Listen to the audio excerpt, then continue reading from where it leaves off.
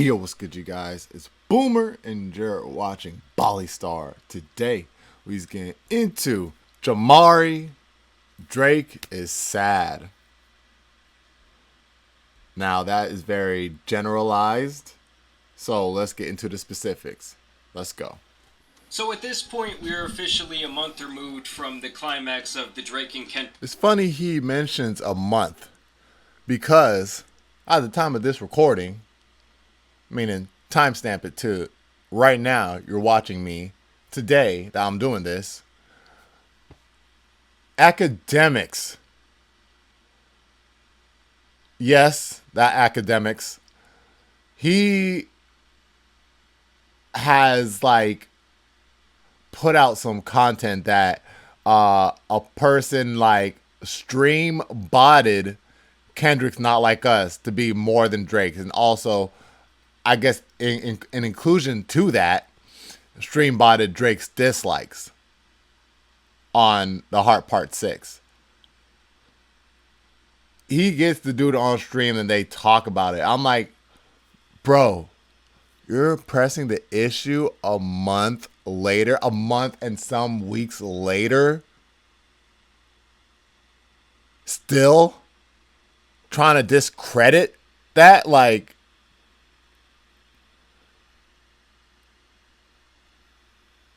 I mean, it's ridiculous. Like, bro, let it go.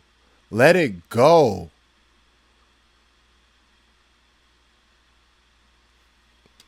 Kendrick Lamar beef. For Kendrick, he has mostly been silent other than an appearance that he made back in his hometown of Compton, where he gave a surprise speech during a graduation at Compton's community college. I'm proud of y'all. I'm proud of the city of Compton. I'm proud of Compton College. You know, y'all had a lot of hardship, not only in This is your what Kendrick house, does when he goes outside. in your communities, but most importantly, within yourself. And that's the toughest thing to overcome. And when I walk out in these cities and these countries, I can be proud and say, this is where I'm from. Other than that, it has been radio silence from the victor of this beef. But for Drake, you could And pretty back to much his say regular the life, he likes exact peace. opposite. He has been back to posting his sassy captions on Instagram. First, we got this gem where he says that the only yes man around him is his Rolex dealer. He also took some time to hit the Dallas Mavericks with the classic Drake curse. And he also posted this photo at his son's soccer game of himself, saying that goats don't worry about one-trick ponies. To me, this post, along with everything else Drake has done since waving the white flag, has the same energy as a woman who got broken up with and keeps posting onto her Instagram story that she swears she's not hurt. She swears she's out having fun at the club, maybe she posts some messages she's gotten from thirsty guys in her DMs, all while still throwing shots at said ex she apparently could care less about. The other thing about this photo is that Drake is seemingly wearing the same outfit that Kendrick wore on the cover of Mr. Morale. And while some might just see this as a big coincidence, I feel like I swear, I ain't noticed until someone said that in the comments. I was like, oh shit. Drake, everything is very intentional. Also, who's out here letting Drake around kids? I hope his buddy Baca isn't around. People also speculated that the caption here was obviously a dig at Kendrick, with a reference to an old movie called One Trick Pony, where the premise reads, Jonah is a once popular folk rock musician trying to put together a new album in the face of an indifferent record company executive and a talentless producer. At the same time, he's trying to save his failing marriage. So I guess that's the angle that he seemingly still wants to run with, is like bad husband Kendrick. Like at this point, Drake is putting more thought into his Instagram post and outfits than he did his final response. Right, like somebody said, like, dog, that could have been best used in a bar in one of your songs. Yeah, you used it as a caption. Like, the way he has deleted from his Instagram page, as well as every other post involving this beef. To many people, this was him officially bowing out of the beef. You know, I thought it was J. Cole who was saying that he might delete later, but it's looking like Drake is going to take that path as well. Now, speaking of Drake's best diss, Family Matters, which is actually very good, we did get some intel into how Kendrick was basically waiting for Drake to drop a track so that he could step all over it with Meet the Grams, and of course the instant classic, Not Like Us. I ain't gonna hold you. I'm gonna give you some real insight as you hearing this first. They drop Family Matters, and I text him, I'm like, this ain't it. He's like, at all. I'm like, this ain't gonna get it. I was like, man, it's time to step on his head. He was like, say less. I'm thinking we just it ain't nothing deep like that. It's, Right. I go to the bathroom. I come back. The motherfucking song is uploaded. I text him like, nigga, you already, he's like, man, I've been waiting for this nigga to drop something. So, he didn't even know what he was going against. Man, Drake shot a video and all this shit, man. Went That and boy got was a at the Dodge crib. Caravan. Boom. Boom. You listen. Sucked the life out of the whole moment for Drake. Sometimes you just gotta know. That was a what moment to in do itself. and not to do. So as many predicted, Kendrick had that song waiting on deck, and I would have to assume the same about the kill shot that everyone and their mothers have been dancing to.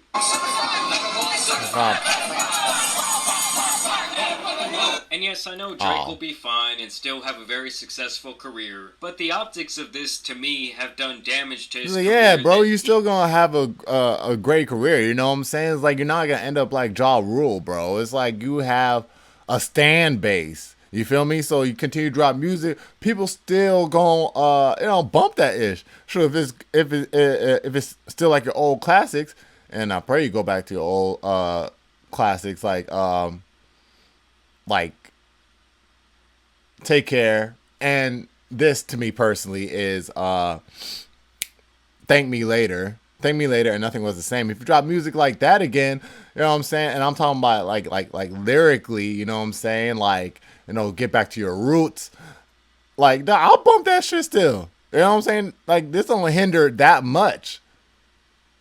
I ain't gonna lie, man. Some Drake songs I can't even listen to the same, man. Because it's like, I don't know, man. Some, like, the optics skewed it a little bit. But some Drake songs, like Find Your Love, I better find your love. And I'm still singing that with my whole chest, son. You feel me? Like, yeah. It's like, bro, your shit ain't that tainted, bro. he can never really brush under the rug. You got kids dancing along to this song, and college saw bands that. playing it in unison at pep rallies.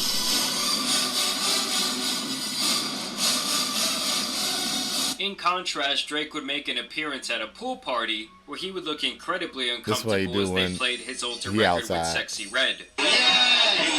Now you see when Kendrick's outside versus when Drake's outside. Now let's be Kendrick honest, electrifies had the him, DJ Drake decided to play pacifies Not him. Like Nah, I'm Us, playing. yes, it would have been a legendary moment, but I feel like that night he would have been murdered by Drake and his team. We know this is a fact because his in-house producer and right-hand man Novio 40 allegedly threatened a Toronto DJ named DJ Cypher Sounds after he decided to play the Not Like Us record in Toronto. So I'm in Toronto. I get a DM from 40. He said, "How about I go to your city and play a song where someone calls you a..."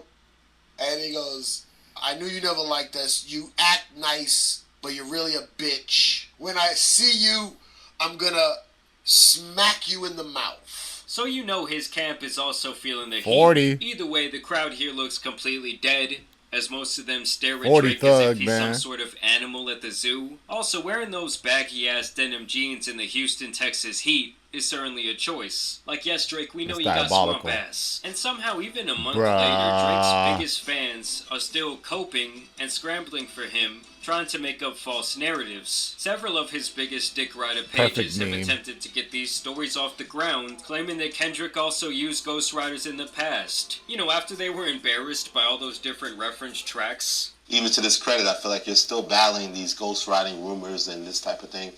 I pulled my weight when it came to my pen. It wasn't like I needed somebody to facilitate, entire ideas. We worked together. Anybody that knows me knows that my strongest talent is writing. And any song that really, really did damage for me, I've wrote every single lyric. Sick of these niggas. Sick of these bitches. Hire shooter. You really be bitching. But in the end, these attempts were a failure, as it was quite obvious that Kendrick was the one making reference tracks for other people. In this situation, it was specifically for fellow TDE member J-Rock, and there was also this page trying to say that Jhené Aiko wrote a verse for Kendrick as well, but this was also quickly debunked with a simple... Which reminded me just now. It's like, I just realized Drake is not cool with Jhené Aiko either. You know what I'm saying? Like, they got a little spat. I'm like, why? Why? Like, what happened with that? Jhené Aiko and Drake are, you know what I'm saying, kind of bumping heads too? I saw that too. I was like, what? I mean, when they were going on down the list of the people that in the industry that are bumping heads with Drake, Janae Aiko was one of them. I was like, Janae Aiko? What the heck happened with them? Google search of that song. Like, she literally went back and made her part of the song better after Kendrick sent his verse. I don't know, it's just hilarious to me that these people who are trying to defend Drake always end up in turn making Kendrick look even better. And it's like he hasn't even had to say anything for over a month and he's still somehow winning. In terms of more behind the scenes intel, Elliot Wilson, who has been Drake's very trusted friend for years, like he gave him that exclusive interview, now took to the Joe Budden podcast to say this. Nigga sent me a rat emoji. I saw this, man. They called him a snitch. Cause I think he started to think like Venice, like Kendrick's in Venice, you're in Venice, like. But you so thirsty, you not concerned with investigation. Instead, you in that Venice studio, it's a celebration. I tried to view it like I'm just really against him. So when he dropped Family Matters, it was just like, I was like, yo, you dropping this tonight? He'd be back like, yeah, whatever, LOL, like, da-da-da. And then he sent me a rat emoji. And I'm like, I hit him with the 50 Cent. I was like, what the shit me for? Like, blah, blah, like. But I didn't like that shit. Don't send me a rat emoji. So by him sending Elliot that emoji, obviously that's his way of calling him a rat. And it's also alluding to the idea that he was the mole in his camp that he swore he did not have on the Heart Part 6. And not only is he admitting that there's a mole in his camp, a double agent if you will, but he still does not know who it is. And that's apparently not even the only person who Drake has problems with behind the scenes. As academics would let us in on... Which is crazy because he said he sent somebody, but yet you're calling that person a rat when he said you sent somebody to tell you that information. I mean, also alluding to the fact that, like, you know, he said that the guys that snitched were clowns, or something like that, and it's like, bro, none of that made sense. On a little secret that there's another massive rapper in the game who has collaborated with Drake in the past on a massive hit, who also hates him. Yo, I found out Drake has an op that none of us know that is a huge rapper that we all think is his friend. I mean, some of y'all have guessed it, like, is he and him cool? But we're like, no, they got big records together. No. Travis Scott. That nigga hates him too. I'm like, what? So of course everyone speculated that that was Travis Scott, who obviously has sicko mode under his belt where Drake has an iconic verse. Look, all I'm saying is don't be surprised when we see other rappers. Travis did say to Metro, hey man, hey, before like that even came out, I think it was the day before, they was at the concert, I think it was the day before, Travis was like, hey bro, play that one song, you know what I'm saying, with that beat that was like, dun-dun-dun, dun-dun-dun, dun-dun-dun, dun-dun-dun, dun-dun-dun. I was like, bro, what? And I thought they wasn't cool. Well, then Drake mentioned him on push-ups, and it's like, oh, they still...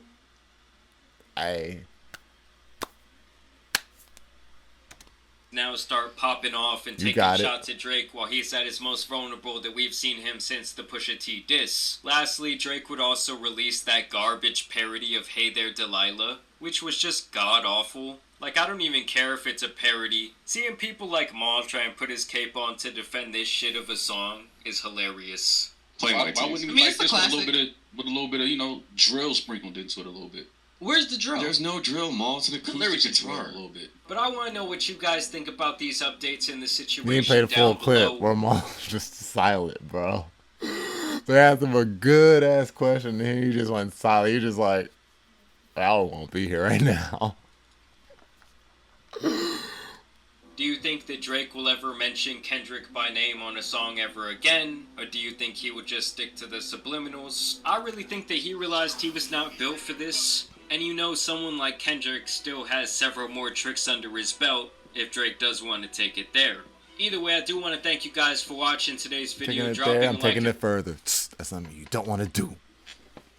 Ooh. Alright, you guys, so that was Jamari with an excellent exclusive vid. Drake is sad, you know what I'm saying?